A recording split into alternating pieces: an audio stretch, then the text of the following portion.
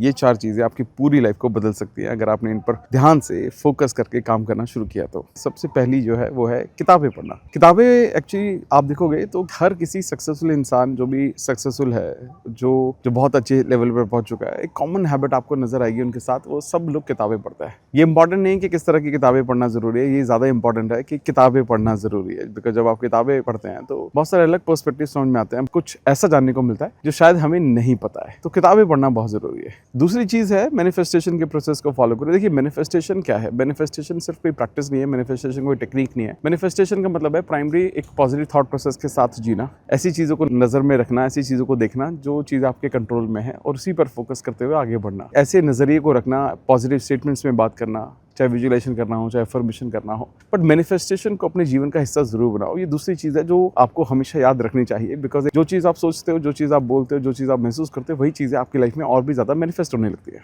Third चीज़ है meditation करो। Meditation करने से हमें अवेयरनेस मिलती है। अवेयरनेस के साथ साथ we get to know more about us. हमें क्लैरिटी मिलती है, हमें जीवन में क्या करना है, हमारे गोल क्या है, हमें कहाँ पहुँचना चाहते हैं। वो सारी की सारी चीज़ें तब अपने आप मिलने लगती हैं जब मेडिटेट करते हैं। और बाय डिफॉल्ट जो भी चीज़ें आप जीवन में मैनिफेस्ट करना चाहते हैं उसमें भी बहुत ज़्यादा स्पीड अप होता है, क्योंकि meditation is not about bringing something new. Meditation is all about knowing yourself मोर। आप खुद को जानने लगते हो। आप देखिए ना, why it is so common that why all the successful people, millionaire, billionaire, वो एक चीज़ को, एक रूटीन को हमेशा अपने पार्ट में उन्होंने जो ऐड करके रखा है, it is about meditation. They meditate a lot. तो वो हर रोज मेडिटेट करते हैं। चाहे 15 मिनट से शुरू करो, आंखें बंद करके बैठना शुरू करो और ये आपको बहुत जरूर मदद करेगा। चौथी चीज है believe in God, believe in universe. Actually क्या है कि हम लोगों को लगता है कि हमारे जीवन को हम ही चला रहे हैं, और सबसे बड़ा सच ये है कि हमारे जीवन को हम चला नहीं रहे। Whatever we are running on, जो भी हम चीज़ें कर रहे हैं आज के वक्त में, जो भी चीज़ें हो रही हैं हमारे आसपास, I think we all are a part of master plan. हम सब लोग एक मास्टर प्लान का हिस्सा है, ठीक है। और उस मास्टर प्लान के अकॉर्डिंग बाकी सारी की सारी चीज़ें हमारे जीवन में होना शुरू हो रही है। तो अगर आपको ऐसा लगता है कि मैंने अपने जीवन में अकेला ही मैं हूँ जिसने अपने पूरे जीवन को बनाया, तो आप बहुत गलत सोचते हैं। आपके जीवन में आज तक जो भी कुछ बने हो